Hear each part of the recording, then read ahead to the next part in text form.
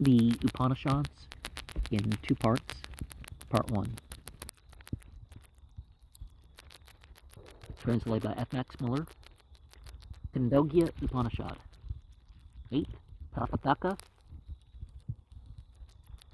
12th Khanda. Magadat, this body is mortal and always held by death.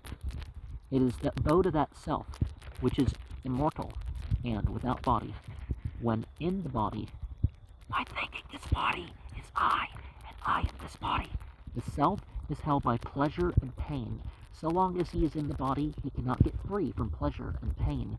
But when he is free from the body, when he knows himself different from the body, then neither pleasure nor pain touches him. The wind is without the body. The cloud, lightning, and thunder are without body, without hands, feet, and so on.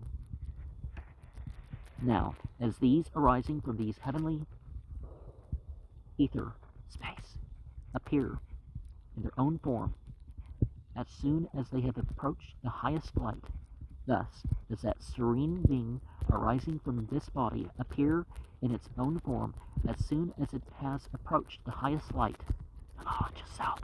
He, in that state, is the highest person. He knows about there, laughing or eating, playing and rejoicing in his mind, be it with women, carriages, or relatives, never minding that body into which he was born. Like as a horse attached to a cart, so is the spirit attached to the body. Now, where the sight has entered into the void, open space, the black pupil of the eye, there is the person of the eye. The eye itself is the instrument of seeing. He who knows, let me smell this. He is the self. The nose is the instrument of smelling.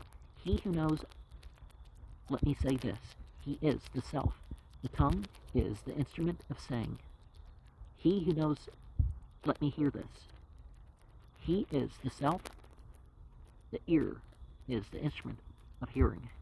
He who knows, let me think this. He is the self.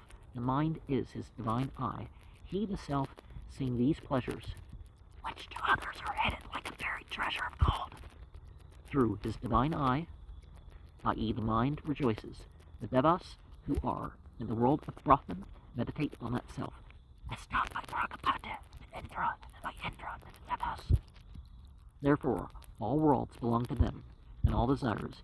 He who knows that self and understands it obtains all worlds and all desires. Thus said Pragapati, yea.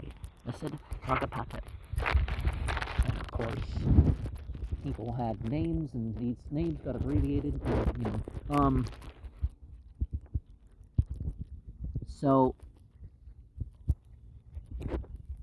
without hands, feet, and so on. Should have been whispered. According to some, the body is the result of the self. The elements of the body, fire, water, and earth springing from the self, and the self afterwards entering them. Ordinary, worldly pleasure. Pleasure and pain of this body are not it. The simile is not so striking as most of these old similes are. The wind is compared with the self on account of its being for a time lost in the ether, space. As the self is in the body and then arising again out of the ether and assuming its own form as wind, the chief stress is laid on the highest light, which in the one case is the sun of summer, in the other the light of knowledge.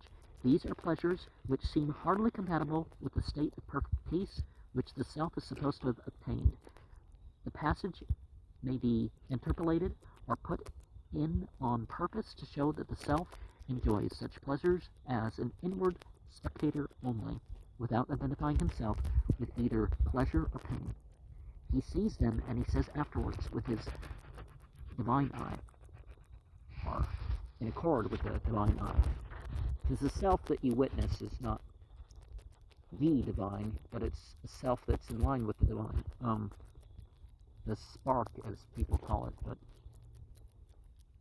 all that ALYH ending things belonging to the deity. But the self perceives in all things his self only, nothing else. In his commentary on the Khandogya Upanishad, page 45,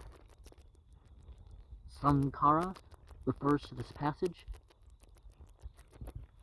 to Brahman as an effect, not to Brahman as a cause. The spirit, the conscious self, is not identical with the body, but only joined to it.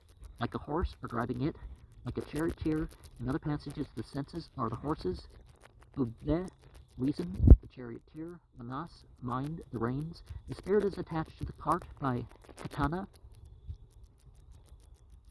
Ananda, yeah, Ananda, Gna, Nagere, and because it perceives not only what is present, but also what is past and future.